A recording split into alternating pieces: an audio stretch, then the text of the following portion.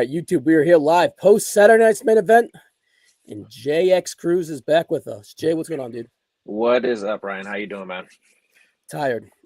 Tired is the word of the night. AEW All In went 6 hours. Add on the 2 hours of Saturday night's main event. Sprinkle in some NXT Great American Bash. I am zonked. I worked this morning. Worked 10 hours weeks, days leading into today. So I'm pretty tired this week, but I'm still here. We're going through it. We're getting through it. We got through it. We're going to jump into all three. We're going to start with Saturday night's main event. But first, as a whole, as people kind of shuffle on in here, what was your biggest takeaway from watching like three events tonight? If the first thing I say, what was your biggest takeaway? What comes to your mind first? It was a lot. It was too much wrestling. Not too much wrestling. I don't want to say that. It was just a lot to try to take in all back to back because you had both NXT All In back at the same time, and then like right after like All In wasn't even done with Saturday night's main event. So it was probably too much to take in all at once. It was, but if I close my eyes, I'm like, what did you do today? What do you remember? I remember probably John Moxley hanging, which we'll get into at the end. We're going to give AEW some love at the end. We're going to I sprinkled in a little NXT, but I think we start off hot, and we start off with Saturday night's main event, and we start off with the main event of Saturday night's main event, and that's Goldberg's retirement match. We're not going to cut to commercial with 3 minutes left and then randomly appear like they did on the feed on Saturday night's main event. But Goldberg defeated by Gunther by technical submission in a singles match for the World Heavyweights title, 14 minutes and 20 seconds. This was Goldberg's retirement match. I'm not gonna lie. I was into it. I liked it. Yeah. The bar was so low. My intrigue was extremely high. My anticipation was building with Seth's injury that we'll get into. And I'm like, wow, they have to fill this time. The video packages worked leaning up. Yeah. And I don't know, man. Before we kind of dump into it, what did you think of this Goldberg and Gunther's match? I like it. That makes one of us. It was okay. It was okay. I dug the fact that they brought Doug Dillinger back from like the old WCW days. That was cool to see. I think I saw Ernest the Cat Miller in the back with him too. That was cool to see. Somebody's gonna call your mama. You're right. Yeah, and then the fact that they had Charles Robinson ref his last match ish. It was what it was. It was okay. It was okay. It went longer than I expected. Like we'll talk about it in a few minutes. But it was okay. The bar was low. It didn't exceed my expectations. But it was okay. I feel like they did him kind of dirty. With like him trying to say goodbye to the crowd, and then they cut it off. So, but it was okay. It was okay. Bar was low though. Bar was low, and I think my satisfaction was probably because the bar was so low. It's just like, wow, I went to Wendy's and the burger was actually good, right? You know what I mean? So it was I hungry for it? Perhaps, I guess. I was more my intrigue made me hungry for it. I thought the pacing was a risk, right? 14 minutes is a long time to go out there and deliver a match like that. Especially, I think my buddy Chad was looking it up. I think that he said that Goldberg's longest match was non-Royal Rumble match and non-Elimination Chamber match was about 15 minutes on the dot, and it was The Rock at Backlash. Really? So, even his WCW matches, none of them were that long either? Yeah, I feel like he had a couple of long ones there. So the DDP match was 10 minutes. Okay. And the Hulk match on Nitro wasn't that long. No, I know that one wasn't. Okay, so, wow. Yeah, it was I think it was this. I don't think this was his longest match, but I think it was one of the longer matches. Yeah. In the matches, in one of his peak length match was 20 minutes, I believe, too. So, kudos to them to kind of roll out the ball and go out there and do that because they can drag their feet on these Saturday night's main event. Motherfucker, they went home with 3 minutes for a commercial, and then cut back in for more Goldberg with his family. I know. These things are Saturday night main commercials. That's I know. It's just crazy. It's just crazy the amount of commercials that are being played now. It's like you get more commercials than you do actual TV shows. So it's It doesn't matter, Peacock or NBC. I tried both.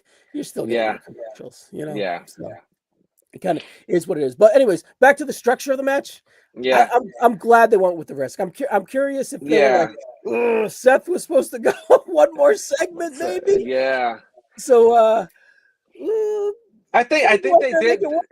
You know, they made it work with getting Gunther to kind of play to Goldberg's son and kind of like stretch it out a little bit, and then with the ref bump and everything. I mean, again, they did what they could. You know, if Goldberg was a big thing is his age, right? Because I heard that he got quite a few injuries while training for the match, so I think that probably limited him a lot. But you know, it is what it is.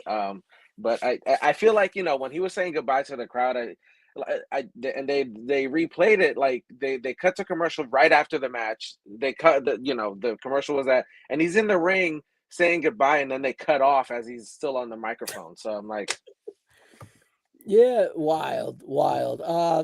Let's talk about his crew real quick. Doug Dillinger, like you said a little earlier, was fantastic. Yeah.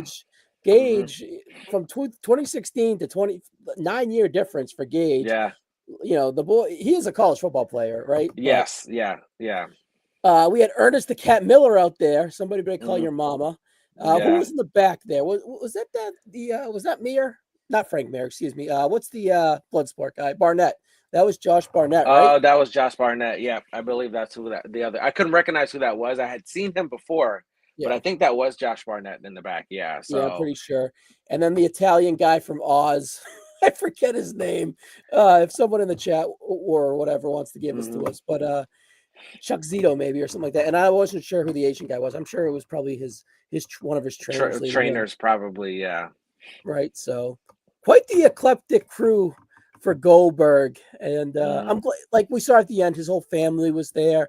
And at the end of the day, you thought it was okay, but I think you would agree with me that it was a success. Yeah. For Bill, especially. Right. Yeah, it's what he wanted. It's in Georgia, you know, a bit, which was a big homecoming for him. And you know, the thing is he went out the way he wanted to go out. Hometown, you know, one more match.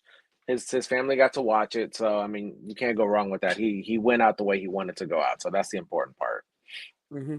And if there's anyone in there in the WWE to go in there with for nowadays for that structure of a match, it's Gunther. Right, like Goldberg.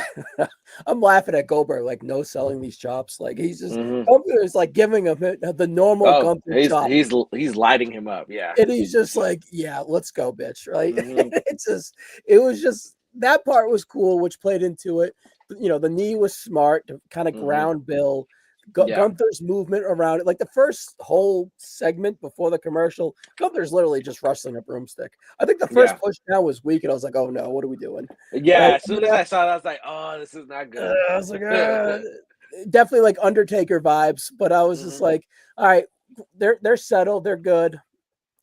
Goldberg benefited from Gunther creating a lot of movement. I thought and by the way. But we're just gonna go to it. Like the match was fine. We get to it, but that jackhammer, it was like Gunther jumped off a trampoline. I know. He got up full. He went from 6 to 12 on the clock, and I was like, "Holy shit!" Yeah. He didn't linger at 12 a lot, but he came crashing down. It looked pretty good. Looked good. It was a good jackhammer, and he took the spear pretty well too. Robinson too. Yep. Yeah. Oh gosh, Charles Robinson. But first he gets knocked out by John Cena at the last pay-per-view, and then he takes Goldberg's last spear. So poor guy. I don't know how much longer he has with all this abuse. Anyways, he's creating more content for memes, so his memory is going to last on forever with all these gifs and memes, right? So he's going to benefit from that, and you know, I'm sure he loves it, right? So, yeah, of course, no doubt. But at the end of the day, massive success for Goldberg and Gunther for what it was. Like star rating wise, gentleman's 3. I liked it. It was good. Yeah, Gunther wrestled the broomstick and content. Like it was. It hit its ceiling, whatever you perceive that ceiling to be. And I'm happy that Goldberg can go out like that. And I don't want, like, his legacy is somewhat preserved for what it was, right? And the old Berg stuff can go out and go away. I'm a little indifferent to Goldberg, but I found myself liking him, not rooting for him. I wanted Gunther to win, obviously, because it would be just chaos. But I'm glad that Goldberg can kind of lay his head at night and just be content. And it wasn't a catastrophe. Gunther wasn't made to look a fool. WWE wasn't made to look a fool, and it worked. And I'm sure. I'm sure that it's going to draw a big number on a summer Saturday's main event. Yeah, right? So I think in the long run, it kind of like saved whatever that match with the Undertaker was. You know, when that they had that match at Crown Jewel or whatever it was, which was just a disaster. And I think that it wasn't that. You know, you did have somebody in Gunther who's younger who could definitely carry a bulk of however long the match was and definitely give it the attention that it needed.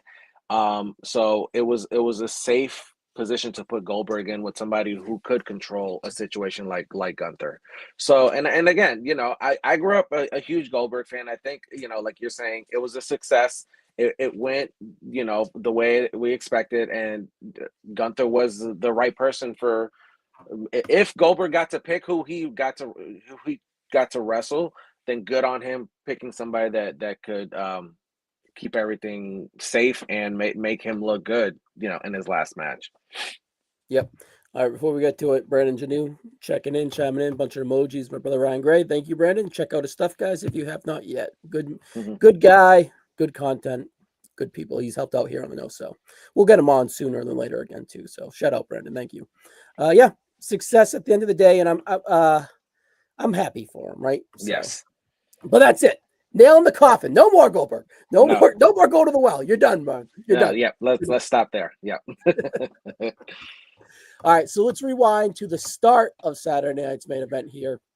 And we got our only Jesse Ventura appearance here. No matches for Jesse, I'm pretty sure. Unless if they weren't with Solo and Jimmy, where I was fully invested into Hangman and Moxley. But I don't think he was. I'm pretty sure we just got him and Joe Test, and they kind of did like the rundown of the show, which works with Jesse.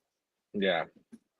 I thought it was good the way they present. Hearing Jesse on Saturday night's main event, you know, takes me back to when I used to watch it when I was a kid. So It was good. It was good. It would have been cool to kind of hear him call a match, just for like old time's sake. But I know last time he did that, he kind of went out on his own. So yeah, he went a little rogue on us, I think. I don't think that. I think Triple H and the people behind the stage like endure him, and like they don't want to put him in that position to have like that kind of lighting shined on him, because he kind of did go out there and seemed to go a little rogue, and like he's like kicking back on the stories in a way too. It's just like, all right, well, we're trying to get Priest over here, and you're calling him a chicken shit, and you know, you're bastardizing the WWF history when things. It's just like, all right, just go with Joe Test. We're gonna be very rehearsed, and he's gonna hold your hand, and you know, you're still a part of the show, and we love you, right? So it still worked, no doubt. But I liked starting off with Drew McIntyre versus Randy Orton. I'm not gonna lie, again. You tell me Jelly Roll is wrestling at SummerSlam, I'm like, oh, what are we doing? Like Jelly Roll, he lost 100 pounds. He's a big fan, but what are we like? We're doing this but I'm not gonna lie, that 8 minutes on SmackDown last night was the most intrigued my wife has ever been, and she's laid next to me for 20 years now, 20 years next month, watching wrestling. And that's the most. She's been to 7 WrestleManias, 2 SummerSlams, a Rumble. She's been to a shitload of shows. And that's those 7 to 8 minutes last night is the most she's ever paid attention to a WWE show in continuation. It's like she was locked in. I was like, I'm like texting. I'm like, you're locked in? She goes, I guess I am. Like, so I can say the Jelly Roll shit's dumb. It's not me. It's working though, because if you got somebody like you're saying, your wife is invested because Jelly Roll is on your screen. I guess it's working. It brings new eyes. You know, people who are fans of his, now they're pushing the fact that he's going to be in a wrestling match. It happened, and I get it, right? Because I posted something about, just making fun of all these celebrities, but it works when they can do it right. It works. It's worked with Logan Paul. It's worked with Bad Bunny. It's worked with other wrestlers that other celebrities. Stephen Amell. When they do it right and they can make it work, it gets them the eyes that they want, and it's even if it's for a brief moment, especially with SummerSlam being 2 nights this year, and he's going to be on one of them, it's going to get eyes on the product. So I guess I get it. But I will, Stephen Amell, Logan Paul, Bad Bunny, immense athletic dudes. Like you look at Jelly Roll, it's just like I know. But I was trying to give him a little bit of credit, a little bit. I hear you. But what I will say though, that right hand that he threw to Logan Paul, the footwork looked good. He stepped into it, pulled back, taking the Claymore tonight, which we'll get into in a second. Yeah, like he dropped like a pile of bricks, looked good. Like Crazy Shark right here, right? People laugh at Jelly Roll, but it's working. It's working. I know. If I'm in the boardroom and it comes to me, I'm still saying, do we have to? I'm not going to say no because of the 2 nights, the money, the eyeballs. It's not for me. I'm admitting it's not for me. It's not really for you, but they're kind of 2 for 2 so far. Is it like Goldberg with a bar so low? But last night, he plays the song. It's the hit song. I know it. I know this song. I've heard this song before. Yeah. And they're crushing. And then it's like Logan Paul comes out and you're like, okay, it's Logan Paul. It's like celebrity. I get it, right? It makes sense. Yeah. Sure. And then it's just like, oh, this is good. And then it's just this is the lane where Logan Paul can be good at being Logan Paul, because this year Logan Paul, as a wrestler, has been kind of boring. Logan Paul, the celebrity wrestler, is awesome. Logan Paul, the WWE superstar, is boring. That's just my assessment of it. But now Logan Paul in this Jelly Roll universe is interesting again. So I'm like, all right, this is kind of cooking. And then you're like, holy shit, that was good at the end of it. Orton's getting fucked up, McIntyre's involved. Let's roll that momentum in tonight. The match, I don't really recall. It was fine. I'm watching more AEW, to be honest, at this point. It's on my computer, but I'm watching the big screen. We'll get to that at the end. But I keep peeking down, and whenever I'm peeking down more, I'm experimenting with my brain and my interest and my whatever. I see them be peeking down more when Jelly Roll is giggling with Orton, or Jelly Roll is pushing Logan Paul or talking shit. I'm like, what am I doing? I know. Well, the thing is, Jelly Roll was doing really good about playing his emotions, though. He was doing really good about showing concern when Randy Orton was getting beat up, or fighting with himself. Should I go help him? I don't belong here, kind of thing. So he's playing into the acting portion of it really well, with kind of showing the weird emotion of oh, well, I shouldn't get in the ring. I don't belong here, but Randy Orton is my friend. I should go help him. And then the back and forth with Logan Paul on the outside and things like that. So it's I caught myself, I really didn't want to pay attention to it because I was watching All In at the same time. But again, it did pique my interest because I'm over here listening, and he's got kind of getting verbal with Logan Paul, and then he's getting verbal with Drew McIntyre. So it's piquing your interest because it's a celebrity. And the one thing is for wrestling fans, and I think I don't know if you feel this way, we try to gatekeep wrestling, especially when you have outside people trying to come in and pique that weird interest, and they want to get into it, kind of thing. And we don't want them to make fun of it because it's already bad enough that we have to sometimes admit to people because people say wrestling is fake. So we try to protect it in a weird way. But when celebrities can kind of go out there and make it look good, and you're like, okay, well, see, this is why we watch wrestling, because everybody else wants to be a part of it. So at the end of the day, Jelly Roll, he's gonna play his part the best he can, and he'll put the Randy Orton and Drew McIntyre will be able to carry a majority of whatever they're gonna do, and Logan Paul can do his part too. He can do So his part for sure. all Jelly Roll has to do is kind of just be there, say a few words, and I think he'll be fine. And again, it'll get the eyes on there. So what I liked, what like kind of gave me hope for it, or it was like, all right, Jelly rolls in because he obviously fed Logan Paul the line of, he has tattoos on his face and his body of his kids, but he can't even have custody of them. So he's like willing to go out there and get personal and show ass, right? yes, Tonight he showed ass with the Claymore, right? As Crazy Shark would say, he took the Claymore like a beast too, right? So yeah. Of course he was on his knees, but he's a big boy. Like he's got like 2 to 3 inches on Randy Orton, who's 6'5". So let's call him 6'8". Right.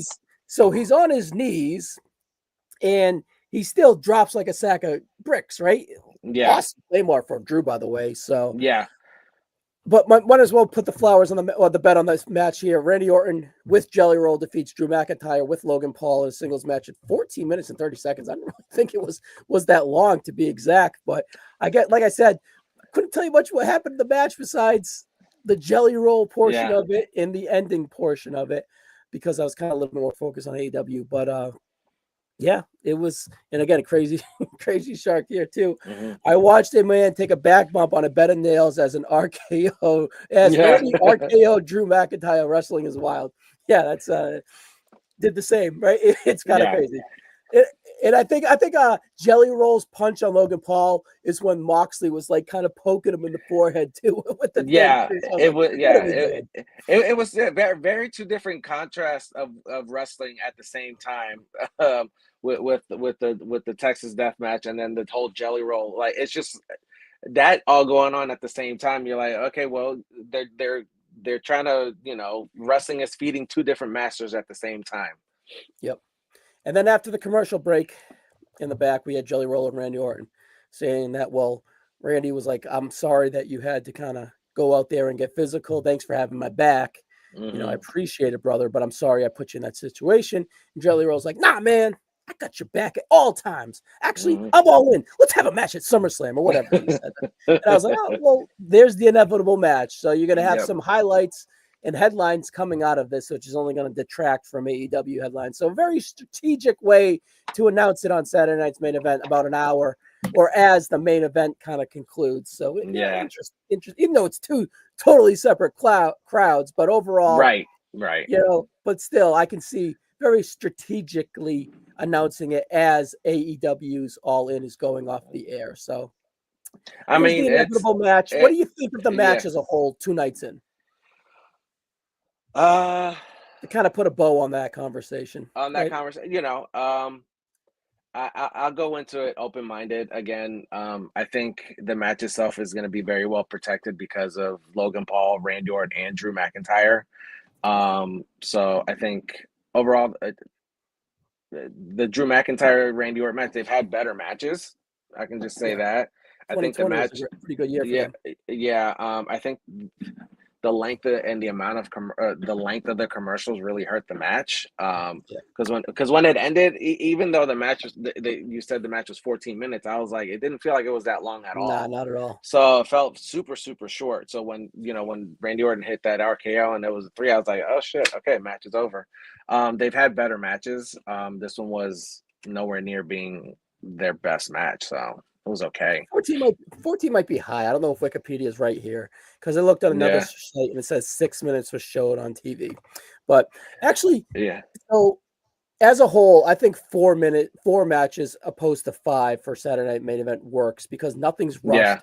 The commercials feel more organic because you're going to get them inevitably, right? So I like the 4-match presentation, and I also like the 4-match presentation so we can have segments like this coming out of after the Jelly Roll and Randy Orton. They did the whole crowd thing, which I like on Saturday night's main event, right? I like that's how it used to be though, too. Yeah, absolutely. Absolutely. And then this time around, they were showing some of the girls for tomorrow, including Io Sky and all the way Roll Tide Rhea Ripley, looking like $1 million. Looking like $1 million for tomorrow night. That's probably after Becky, the match we talked about. That's probably the second most anticipated match for me. But she stole You know, honestly, I just talked about AEW getting stolen valor from the WWE. Yeah, I'd put Rhea Ripley in that outfit right as AEW was ending too, so everyone could tweet about it as well. Oh So my gosh, yeah. back to back, great calls by the WWE. For I know. that is how you counter program, right there. Exactly. Yep. You So put a celebrity and Rhea Ripley, and that's it. like Rhea Ripley in like spikes. Yeah. Just go if you haven't seen it, check it out. But anyways, and then so it's like we're building the main event for Evolution, and then it's like, all right, well, here's the next big star, the Queen of the Ring, Jade Cargill, and then Naomi's craziness comes over. I love that. Was like, I was like, I love this. Yes. Impromptu. We're getting ready for tomorrow. It's like we're having an angle. This feels like an old Saturday Night's main event. It's organic. I love this. I love this. I love this. And then it's like, all right, Aldis, the agents come out. And then we're like, boom, Bianca Belair, Nick Aldis. And that's like, all right, there we go. Bianca Belair.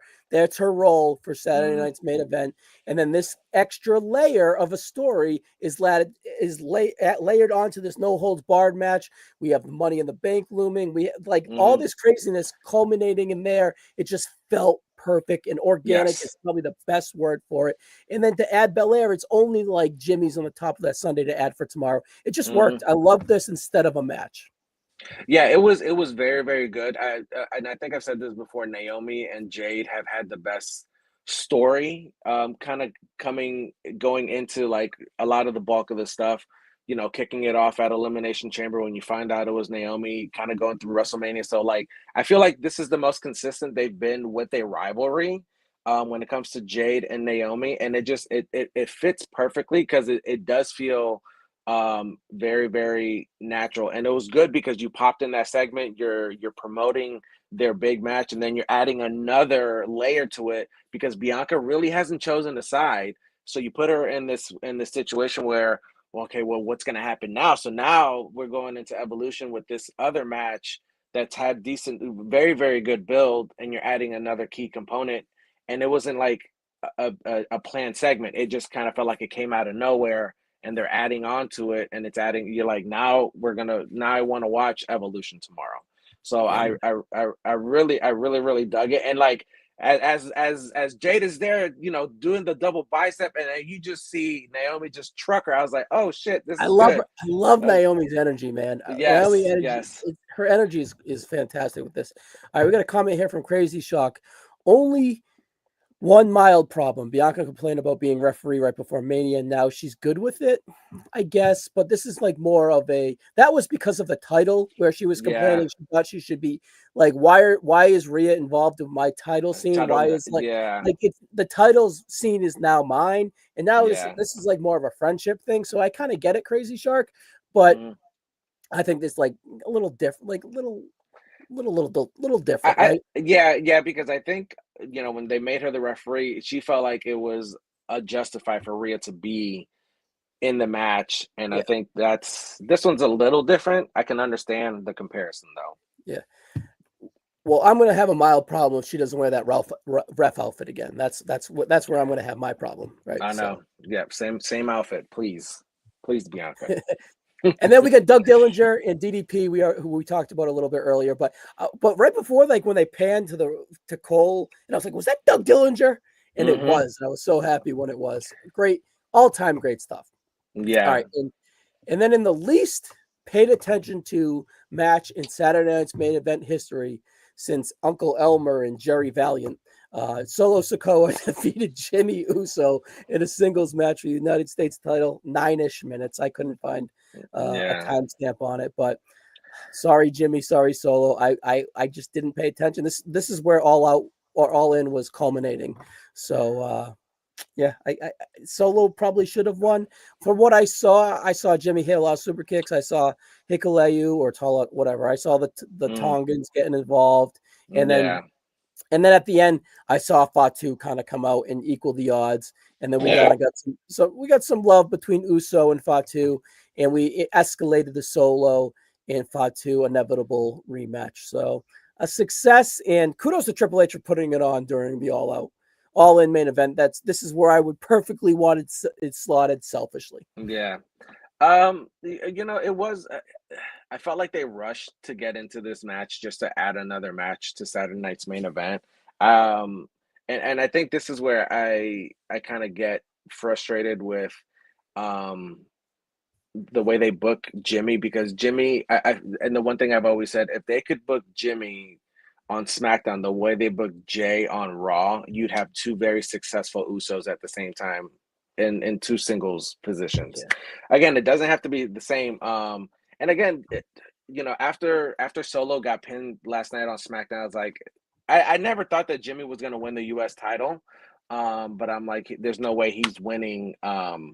He's not winning a Saturday night's main event. So the match was okay. I just felt like it kind of got shafted a little bit just to kind of further the Jacob and Solo.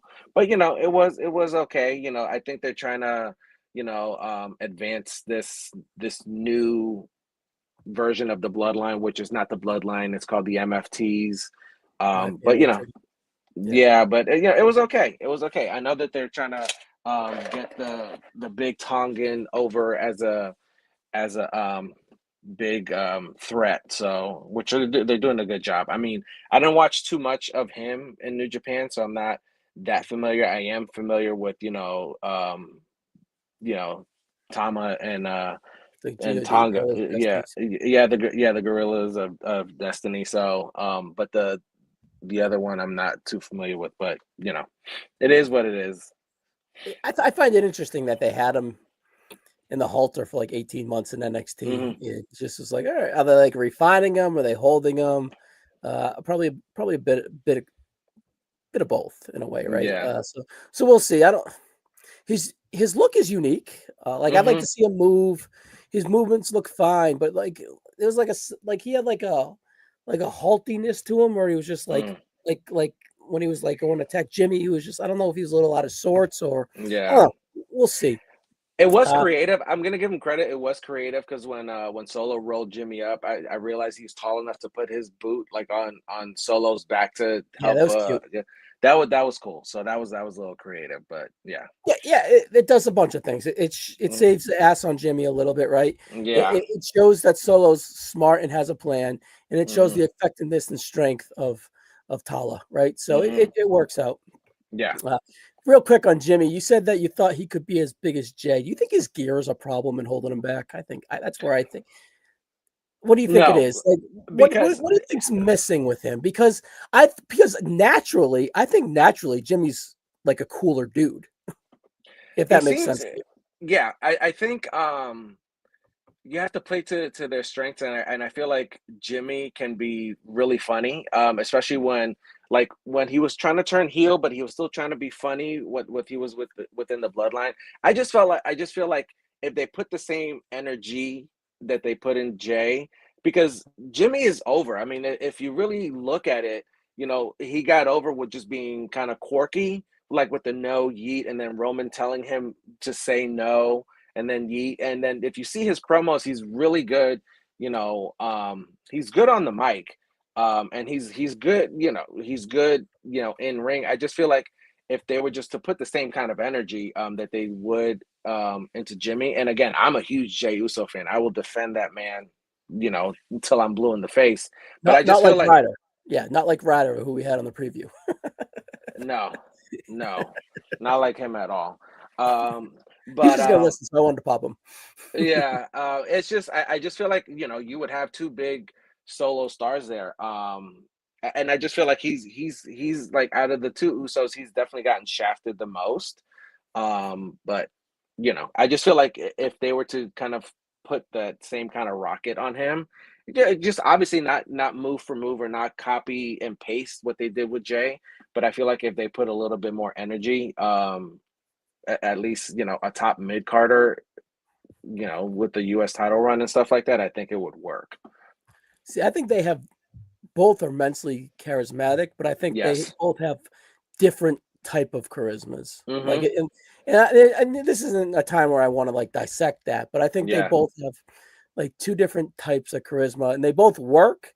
But I think Jay's is just more illuminating as of right now, and Jimmy needs a little bit more fine tuning, and I would start with the gear. I don't know. Yeah. I just think the gear is like the colors are odd choices, and then it's Mm-hmm. just like the baggy shorts and like the '90s like basketball like cut. Mm-hmm. It's a weird look. It's a Yeah. weird look where Jay has perfected the I don't want to call it cartoonish look, but it's like he's perfected the WWE style merchandise, which The is vibrant yeah, colors. Yeah. yeah. Yeah. Where Jimmy's is this like neon and goofy and like Yeah. pink and orange. I don't know, Yeah. but anyways, after this match, the phrase "RK Roll" was spoken into existence. Oh So gosh, I get saw your that. t-shirts ready. Move over, yeet. RK Roll is going to be the next hot catchphrase Oh in the my WWE. gosh. There you go. And then we saw the Steiner brothers, my favorite legends of the night, shown, and Mm-hmm. I was like, all right, well, here comes their son, like, and then here comes their nephew, and it Mm-hmm. was alone. Seth Rollins was alone as he headed to the ring to face LA Knight. Well, not alone with Paul Heyman. Paul Heyman, No, yeah. so I wonder if maybe there was supposed to be more, and they Mm-hmm. didn't go with it. So Yeah. because they've followed this guy everywhere, right? So Mm-hmm. interesting. But Seth Rollins was defeated by LA Knight via pinfall in a singles match in about, it says 8 minutes here. I don't have an official timestamp. Mm-hmm. But, tip LA Knight looked really good tonight. He had his working boots on. LA Knight's a guy that seems like a little bit out of place a little bit, but Seth is a guy similar in height. And I feel Mm-hmm. that LA Knight kind of struggles with like a Sheamus type where he wears like lifts. And he Yeah. wants to, especially earlier in his WWE run, he was like wearing lifts against guys that were a little bit taller than him, Mm-hmm. and that was always when he had to slip up or always what seemed like a little behind. Well, Yeah. Seth, of course, is a taller guy, but he's Mm-hmm. not like LA Knight is a more opposing, Muscular. Yeah. muscular, beefier, thicker guy, right? Yeah. So I felt like footwork wise, maybe I shouldn't be wearing these lifts with Seth Mm-hmm. Rollins, who's immensely athletic, and I got to keep up with him. Yeah. And I, I think he is a very good main event wrestler, and he wanted to go out Mm-hmm. there and have a main event style on Saturday night's main event here. I thought he did really well. This is post All In, so I'm all in on this match. Yeah. Fluidity wise, he looked like he was meshing with Rollins really well. And then, like, I really like the Shine stuff right before the inevitable injury that we saw. And PW Insider has confirmed that it's a legit injury. WrestleVotes has confirmed that is a legit injury. And if my memory serves me right, a very similar move to what he did with Jinder in January 2024 when he Yeah. initially hurt that ACL MCL, which kind of took him out for a while last year. And he delayed all that surgery till after WrestleMania. And he just Yeah. kind of rehabbed it those 6 to 8 weeks leading into WrestleMania because he was slated for 2 massive matches at WrestleMania Mm-hmm. 40. So I wonder long term if not getting it taken care of right away and just putting a Band-Aid on it. And then here we are 16, 17 months later. And he went through the surgeries. He was out till what, summer-ish. So he came went back for like he made event or he refereed right the first Punk match at SummerSlam.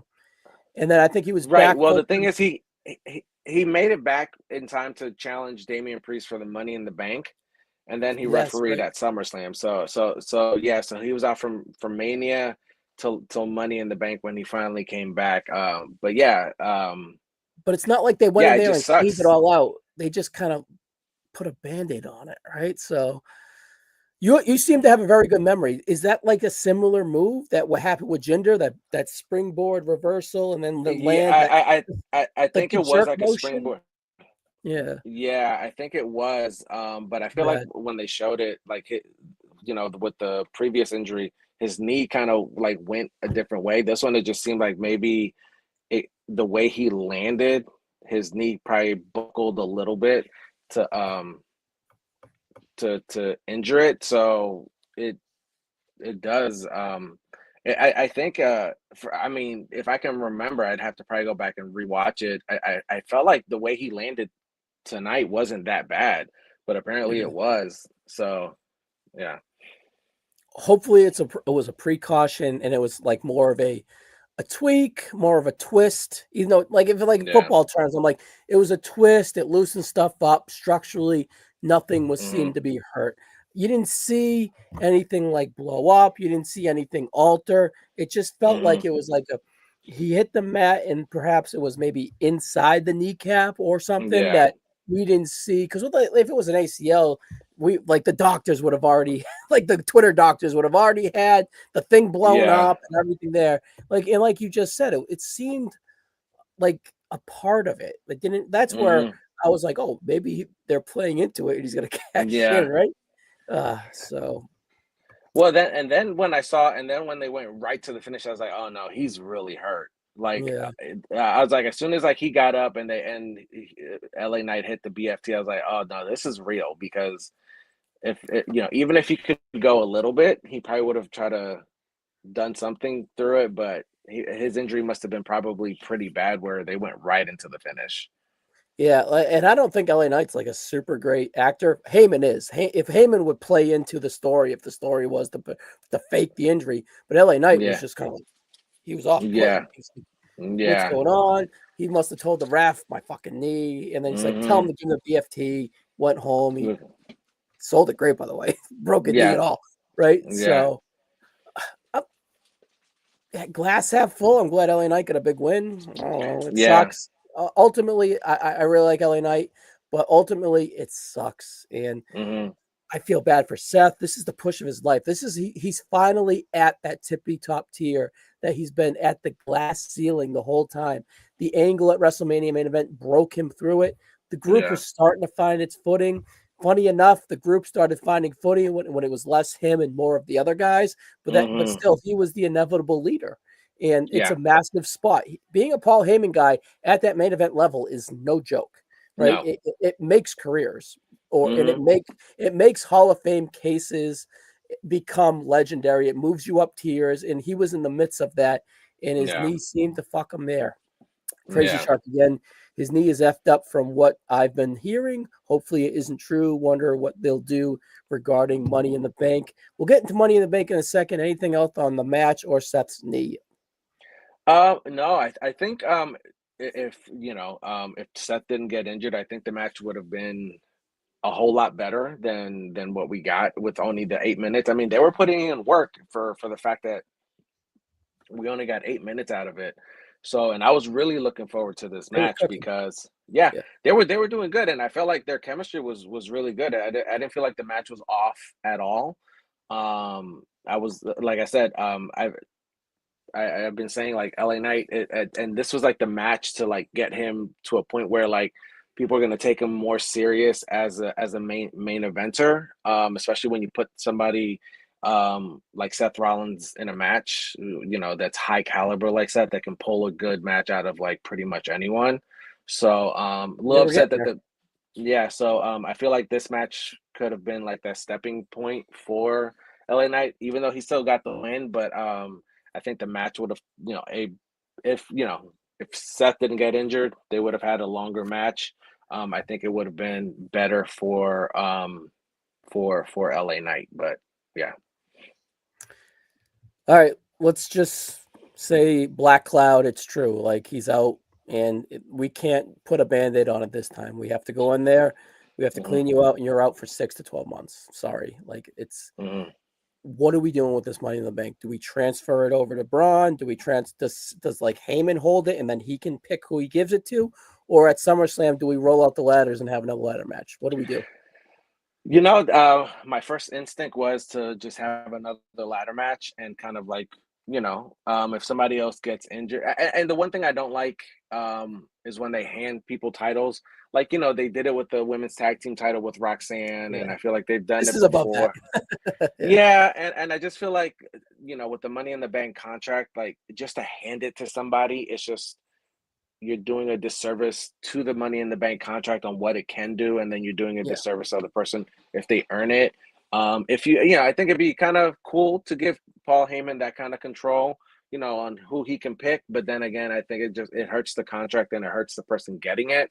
So I think if in long term, if he's out, up to a year, because technically the contract you have a year, then yeah, just have another ladder match. But if he's only going to be out 3, 4, 5 months, I mean, I think you can make a story about him just carrying the briefcase and people not knowing when he's truly going to cash it in, kind of thing, and then one closer to when he gets better, have a weird cash in, but long term, probably just have another ladder match to determine a new Mr. Money in the Bank. Yeah, Crazy Sharks 2-night show. Let's say bust up the ladders again.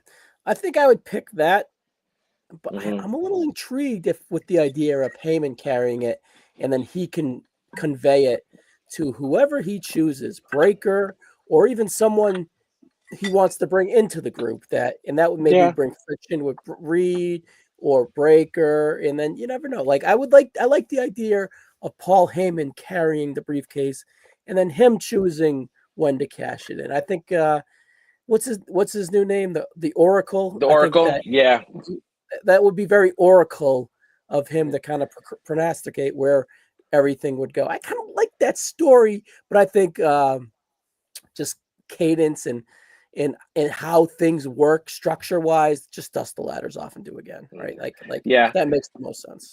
If they were to go that route with Paul Heyman, he could make it work. If it was It's anybody heelish else, too. It's it's very, very heelish. I can see Paul making that work. Like he can definitely make a situation like that work. But yeah, just all around safer bet. Just have another ladder match. And even if you want to have Breaker get the briefcase, put him in the ladder match and win it, right? So there you go. Yeah. So it still works. Everything works, right? And he's only looking stronger winning the briefcase. And we started seeing friction last Monday night between Breaker and Rollins. So on the return, it's just like, well, my ascend escalated extremely quick, off camera and on camera. So sorry, it's my group now. And then you have because once these guys always return, they're always baby faces, right? So yeah, especially with Seth. And I feel like he's not really full blown heel because people still love him. So yeah. All right, we got a few minutes left. Anything else on Saturday night's main event before we kind of jump all in and say what we have to say there? So overall, I think I'm good.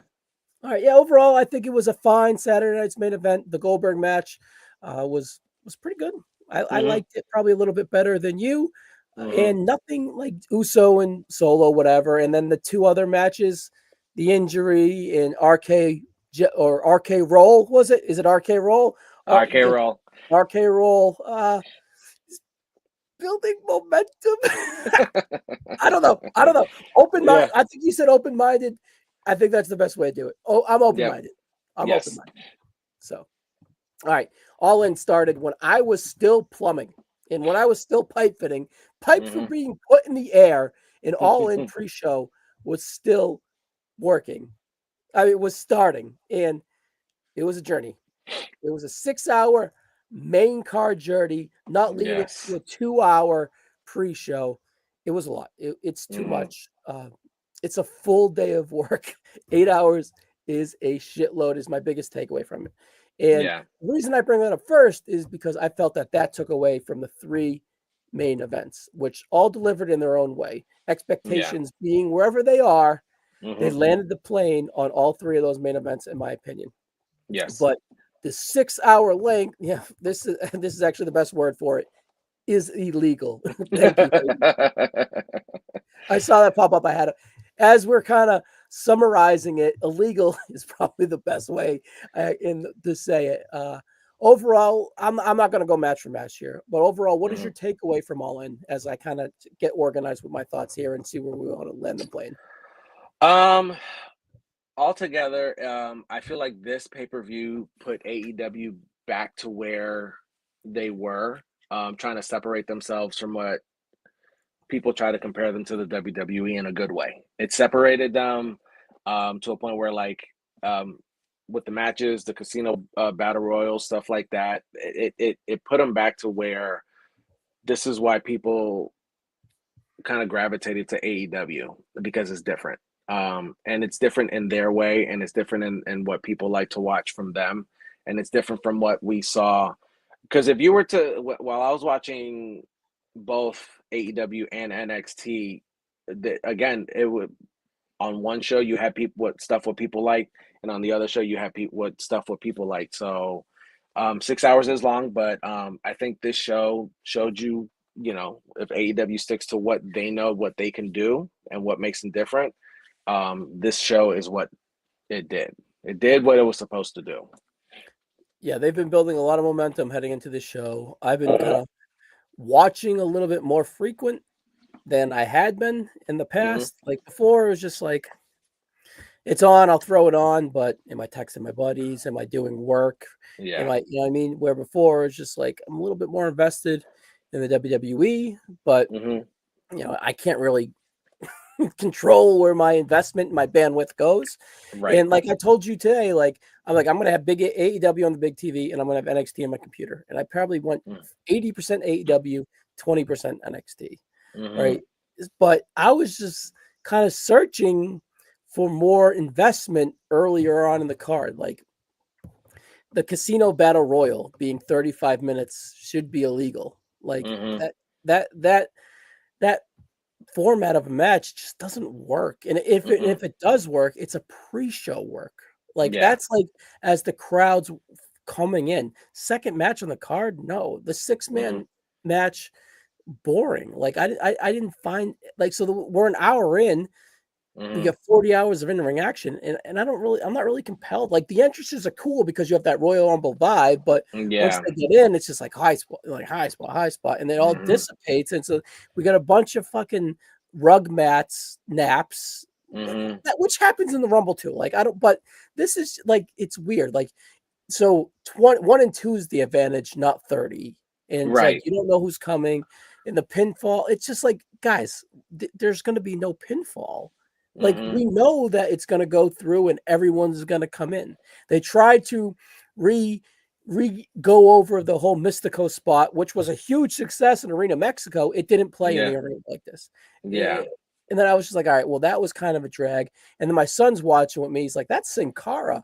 He's like, is that the bad Sin Cara or the good Sin Cara? I was like, well, it's the good Sin Cara. It was the first one. He goes, that one stunk. And I'm like, well, this one's the Eli. This like Mystico's like, yeah, he was in a bad spot with Sin Cara. He didn't understand English. It's like, it was just like, but he's like whirled around and it's like he's a legend in CMML. He's just like, no, it's the bad one. Like, I want nothing to do with Sin Cara. I'm like, all right. So so my 15-year-old's having none of this.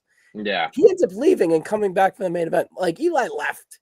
Landon went golfing. I'm like, oh, I'm now alone watching AEW. So I don't know. I thought that the girls' casino battle royal kind of flowed a little bit better, but it was also 15 minutes shorter. Yeah. And maybe there was more introductions of girls, but no, I felt like in-ring wise, it was more compelling. And I seem to like the men more than the women's on an AEW roster standpoint. But I don't know. Before we get into the big three, anything on the undercard that kind of stuck out to you, negative or positive? No, I guess the one undercard match that I had really high hopes for, at least for me, and it kind of dragged out, and it didn't build, sit up to my expectation, was the tag match with the Bucks and Swerve and Ospreay. For some reason, I just felt like that match never found its weird peak to be a great tag match, but the match was okay. I'm happy that the Bucks didn't win because I'm definitely not a Young Bucks fan. That founding fathers gimmick. I just felt like that match kind of underdelivered for me, especially with the 4 that were in the ring. But other than that, yeah. You got some WrestleMania entrances there. It's just like, all right, when they planned Ospreay or Hangman to kind of dethrone, and the plan was said to be last minute, or Tony let it out of the bag last minute. I kind of was like, maybe he last minute did go with Hangman because Ospreay's entrance was a main event entrance tonight, is what I'm saying. So it's like maybe he had something massively planned for Ospreay and he ended up going with Hangman, which I think was the right choice in retrospect now. Yeah. But the only reason I would say maybe it was last minute because this entrance that we got tonight was massive. I think he put Cody Rhodes blushed about how much pyro he got, right? So they used the whole ass budget on him, and the whole asking. I'm not a video game guy, but I guess it was pretty cool. And You're a video game guy, right? Like, so, Yeah. like, did that connect with you, or what'd you think of Mhm. Osprey's entry? Like, what I, took you out of it? Was it just like the Bucks as a whole? No, it's just I felt like the match never, the pace never got there. I'm a huge video game guy. The fact that and it's Will Ospreay's entrance is Assassin's Creed. Yeah, So if I you've played, couldn't think of the word. I know it. yeah, Yep, yeah, yep. yeah. So I'm a huge Will Ospreay fan, and the fact that this is the second time he's used the Assassin's Creed esque entrance. I dig it. I think it fits him perfectly. Optically, it For looks awesome. Yeah, it just visually it's just awesome. I just felt like the match never hit the speed it was supposed to for me. I mean, again, with the people in the match, my expectations of this match is going to steal the fucking show, and it just didn't do that for me. That's For some reason I just felt like it just never picked up, and I feel like like they were just kind of like having a slower paced match than what I'm used to seeing from them. And again, maybe it's because people like Swerve and Osprey are more singles match people, so they can kind of pull more out of it than they could in this tag match. But I feel like they've had faster paced 8-man tags on Dynamite than what this match was. That's it. All right, 333. Respect the founding fathers. I don't know. I just can't like. I think there's equity in the Young Bucks. I'm come back with a fresh coat of paint. This wasn't Yeah, working. It's like yeah. they had the Death Rider feud, and then they're with the Death Rider. It's just like the TK thing with the neck brace, and then not go the Punk stuff. They're just muddy to me. It's just not, then they tried to find themselves as heels and like be to the core of AEW. It just Yeah, it the just. Young I Bucks. mean, You I've want never the been a Young Flash, Bucks you want the fan. Rocker ripoff. Just I don't Yeah, know. it just. I didn't. Yeah, it's. Yeah, I've just never been a fan, and yeah, I mean, I could make an entire podcast on why I don't like them, but I'm not gonna waste people's I don't time. know if tonight's the night, but No, the entrance was like it was it was cute, but stupid. it was No, it was cute, stupid. but it was way too fucking long. It was way too long. Yeah, yeah. Like like the still like let's put it this way: the still picture of it was cute, but Hmm. the how we got there and the taking forever just didn't Yeah, work. yeah. Because even Osprey was like the time, and I know that was probably part of him doing that. But I'm like, no, this is taking forever. They go off screen and out of nowhere. They're coming on screen looking like two broke Christopher Columbuses, and you got the guy just doing this whole spiel on why they're the greatest tag team and all this other shit. It just didn't work for me. I don't want to go on a tangent. I think they have a Justin Roberts problem. Like listen to him for 6 hours, it just doesn't It's work. tough. Yeah, It no, doesn't they work need for to me. mix it up. Like I think they should go down another lane. And honestly, maybe I'd call JoJo Offerman because to kind of put a bow on this too. Her singing the what song was it? Yeah, I know the song. I Yeah, I botched. can't I think of the should have looked name. it up. Yeah, at first I was like, "What does this have to do with anything?" But then I didn't realize it was Swerve's entrance theme. I think while he was on the Indies or something like that. So I was like, I didn't understand why they're playing an R&B song right before he comes out, kind of thing.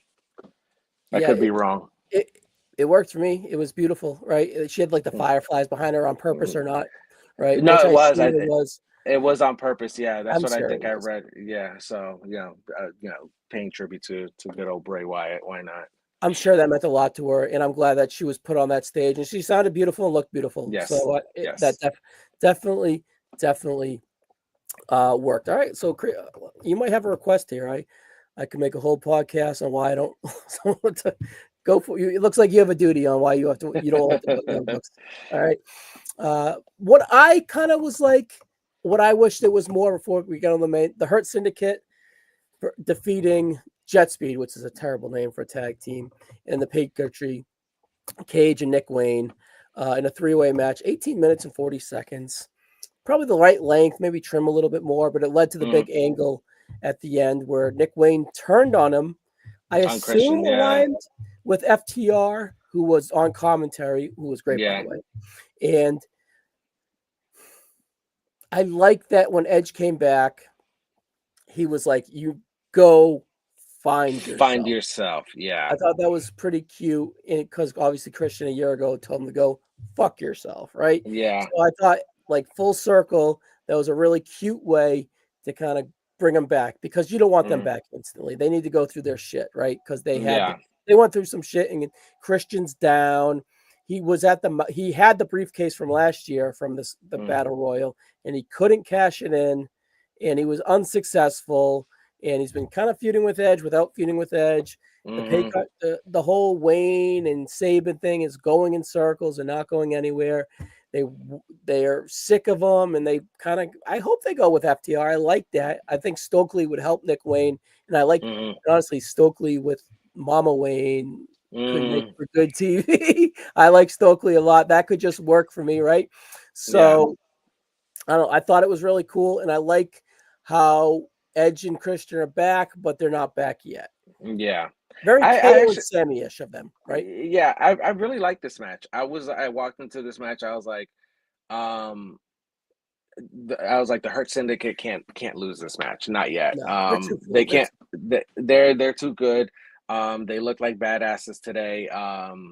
And yeah, I was like, they can't lose. Not tonight. If anything, another, but not yet. So I dug the match. I think it was very well put together.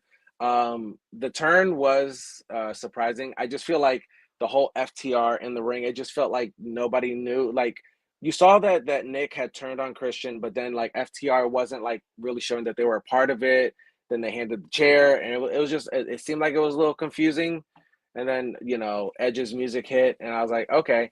The one thing I am going to complain is these wrestlers that come out to save people and they waste time to do their pose and then go to the ring, it needs to stop. Here you go. There you go. Yeah. Took a sweet ass time. Yeah, exactly. Because Penta did it at Crown Jewel, and then Edge did it. The whole thing started with Jeff Hardy when he debuted in AEW. His brother's getting his ass beat, and he's over here just doing his shit, and then he goes to the ring. Wrestlers need to stop doing that. We need to put that out there right now. Like he said, like he's coming out, and he literally stops, does the fireworks. I'm like, they could have hit Christian with like 4 concertos, and then he could have made it to the ring. I'm like, just go do what you got to do. Come on, make the save. This isn't a 2,000 seat arena, like where you got 25,000 people here. The ramp's pretty long. You're gonna get there. And Mike, I was not gonna skip over the entrance.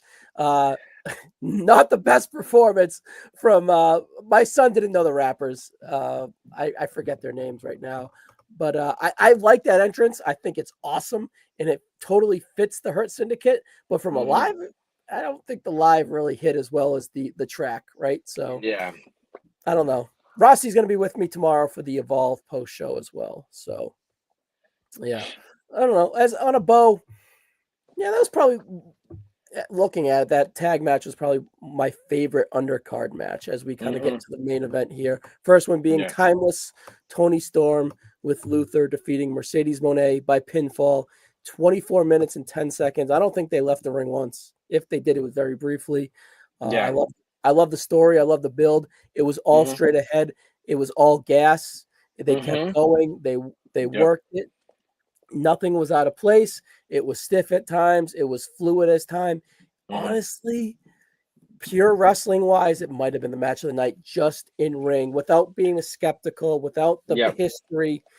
First time these girls touching, it felt big. The entrances were simple but beautiful, but doable. Yeah, it was for me. It was match of the night. I can tell you that. And I thought it was pretty sick the way Mercedes had all of the people she's been beaten on her robe. Very cute. That was cool. That was really cool. In the Latino Heat Roll Rider, right? It was just perfect. Yeah. I don't think this was the first time they've ever wrestled. I think they wrestled once in WWE. I think they had a triple threat. Yeah. They had a tag match in WWE. I don't know what side they were on, but I think Tony's last match was a house show versus Sasha in Charlotte, believe it or not, right? So. Yeah. So, but no, match of the night. These women delivered. I if there's anything to pull, you'd be nitpicking at this point, but I think the entrances were really good, both Tony's and Mercedes.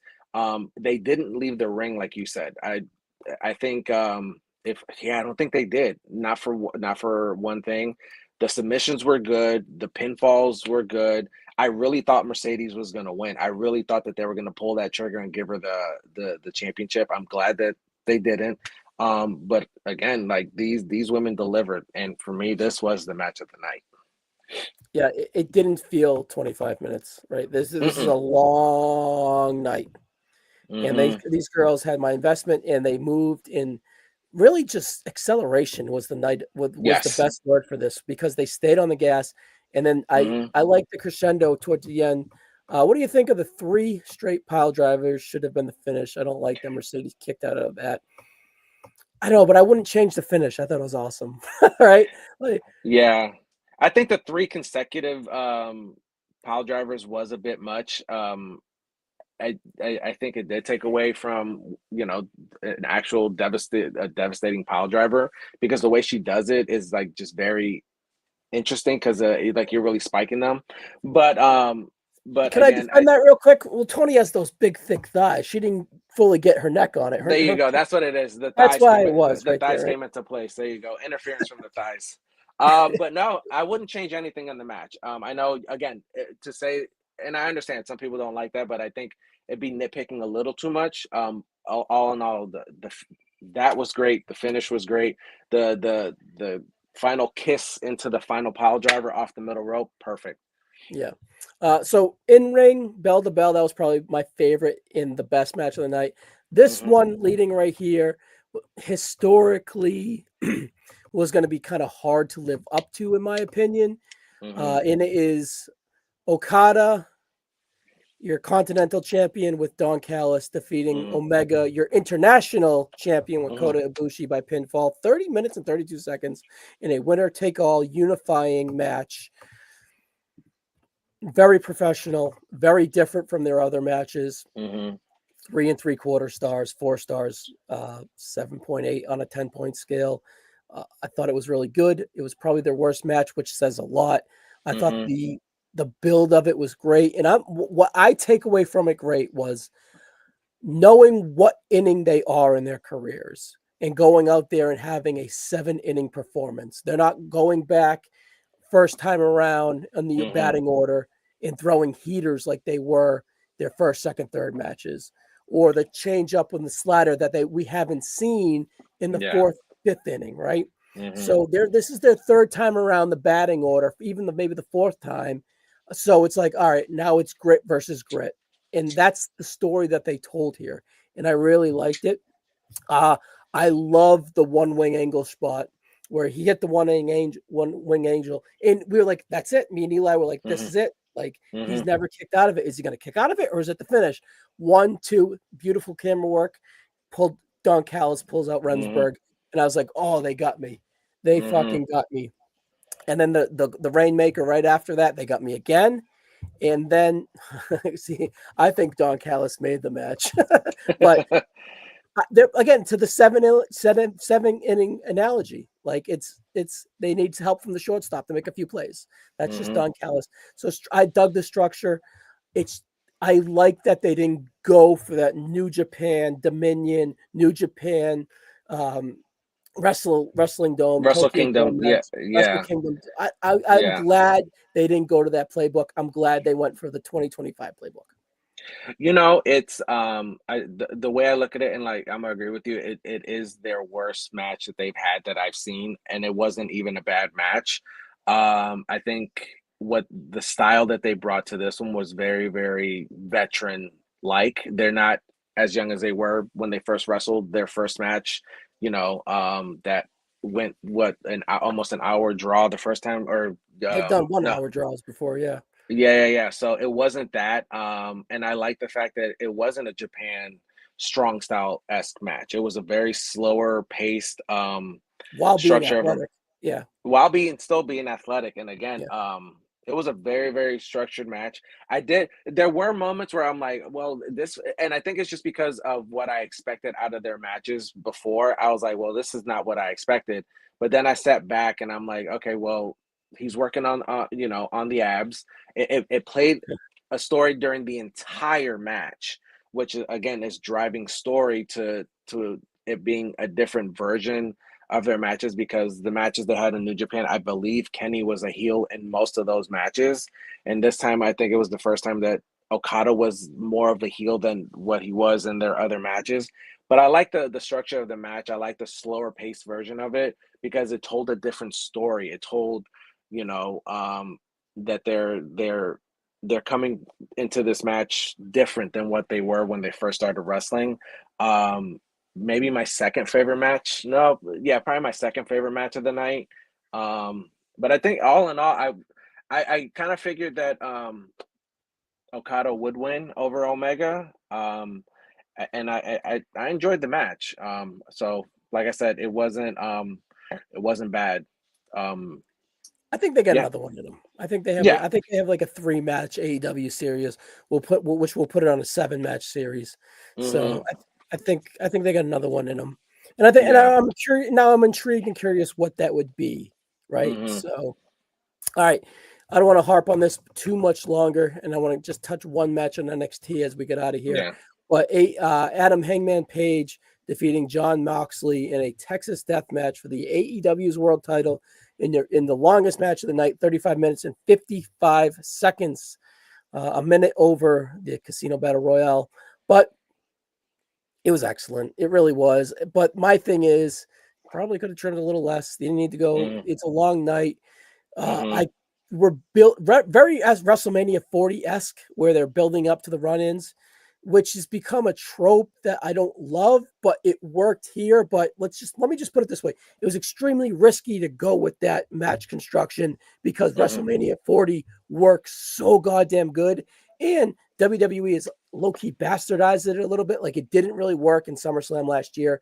The last Hmm. month with Punk was a mixed results with it working, and a few other times where it was just a little ho-hum. But this is their WrestleMania. Every run-in had a story. There was layers to it. The match leading into the run-ins was violent and gory and all of that. They could have cut a little bit. It would have benefited from it. But overall, I think it's a success.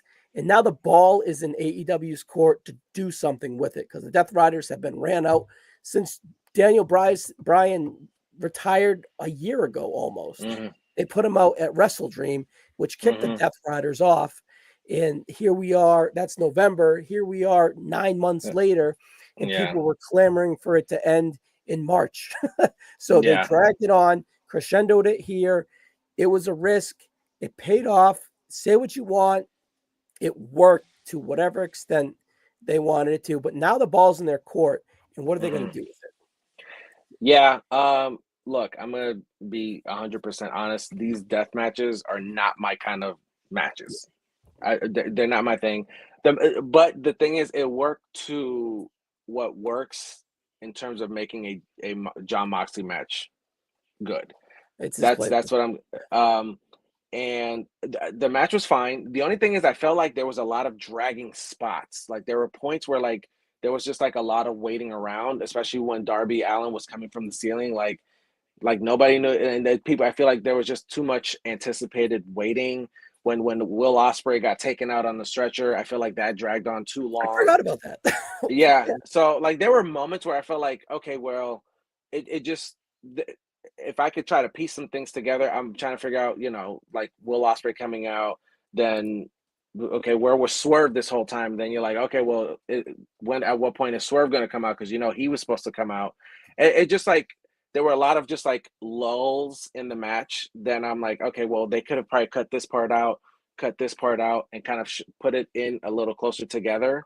Um, but it worked. It worked. Those are the kind of that match worked, and they finally got the title off of the Death Riders. I think it was a good way of them. The one good thing about it is like we hadn't seen the AEW championship in 9 months, and to see it, like And with it Daniel was. Bryan's side plate still, which was a nice touch. Yeah. So, like you said, it was a success. It worked out.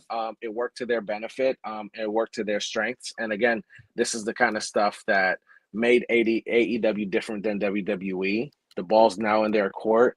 Hangman Adam Page was the right guy to dethrone John Moxley because I think he's had the best character arc in AEW out of any other character in AEW. So all in all, the match was what it was when you have these kind of matches. John Moxley bleeding 2.5 minutes into the match was expected, but it worked.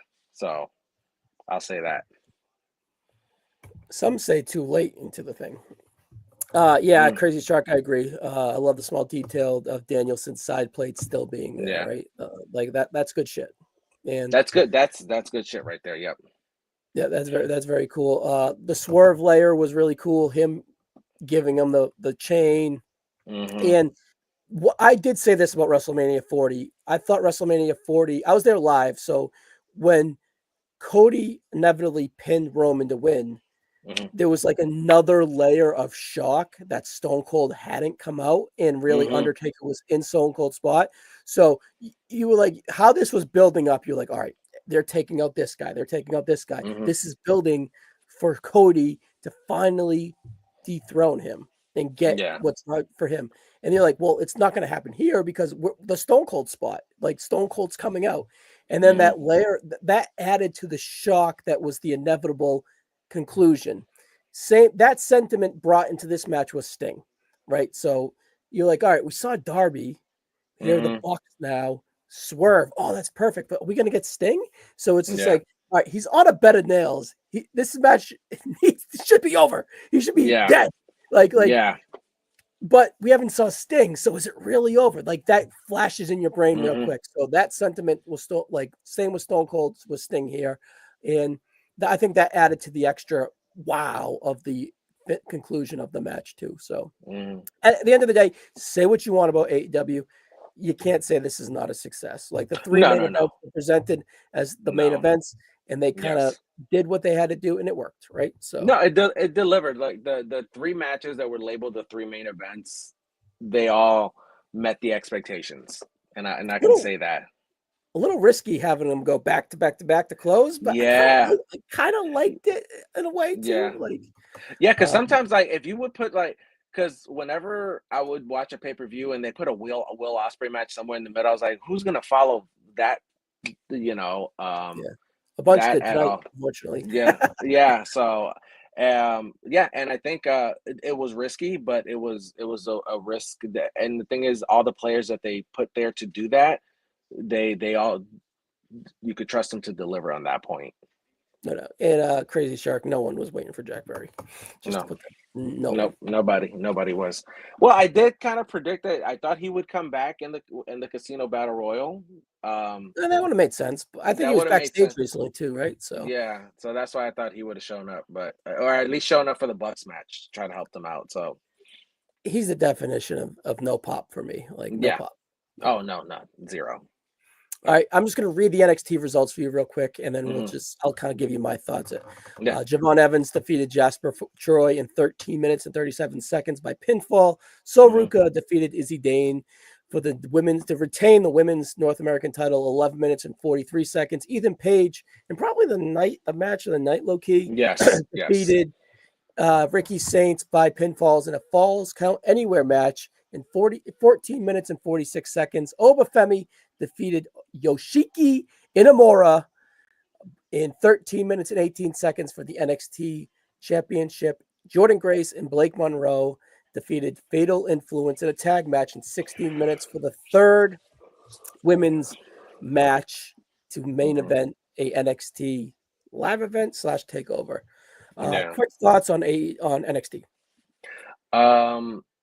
Ethan Page and Ricky Saints did have match of the night. It was the best match of NXT, Great American Bash. The Obafemi championship match was better than I expected because I don't watch NXT, regularly. And then the Sol Ruka match with Izzy Dane was good too.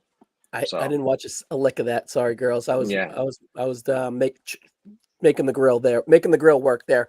No, you're good. But I will check it out. I will say the main event actually kind of cooked a little bit from what I saw. It built really well. Shine Monroe, nice, and that would probably be a match I would like to rewatch. And I'm kind of an Amora mark. Those big beefy men, I'll probably go back, watch them throw each other around and just work. Like I said, coming home from work, it just wasn't. It was on the computer. It just didn't garner a lot of my time.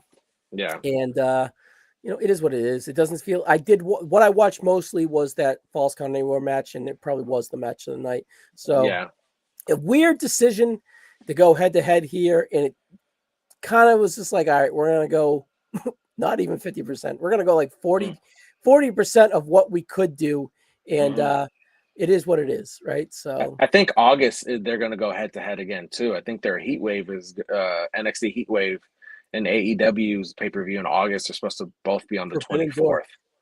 Yeah. All right, yeah, because that is on a Sunday because it's in Lowell's my backyard, so I will be going to Heat Wave. Okay. I confirmed that without even thinking about Forbidden Door, but it is what it is. Right? So yeah, but I think that they're doing that head to head also. So one last question as we get out of here. Why do you think the tag match was the main event? Is my only question. Probably just to present Monroe as a main eventer. That's how I look at it, and to build momentum into Evolution. Probably those are probably the two key factors in my opinion. Yeah, so, because isn't Jordan Grace and JC Jane, JC Jane they're gonna be fighting for the NXT championship tomorrow. So yeah. So it makes sense that it would kind of like bleed into their match for tomorrow. And to present Mariah May in the main event against AEW in a way too. Right? Yes. So, but speaking of Evolution, I'll be here tomorrow night with Rossi to go over that show. So hopefully it's not this late, but it might be. So we'll see. But JayXCruz, man, it was awesome to get you on here and for the post show. It was a lot of fun talking Saturday night's main event, All In, and a little Great American Bash. JX or the JayXCruz on all platforms. Check them out, guys. Anything before we get out of here, Jay? No, thank you for having me again. It was a long day of wrestling, but it was fun to talk to you about it, man. No doubt. I reached out to see if you want to do the post show, and I didn't intend to go an hour and 20, but thank you for giving me your time, man. I appreciate it. No, thank you for having me, man. All right, guys. We'll see you again here tomorrow night for the next NoSo Post Show. Jay, thanks again. See you guys. Thank you.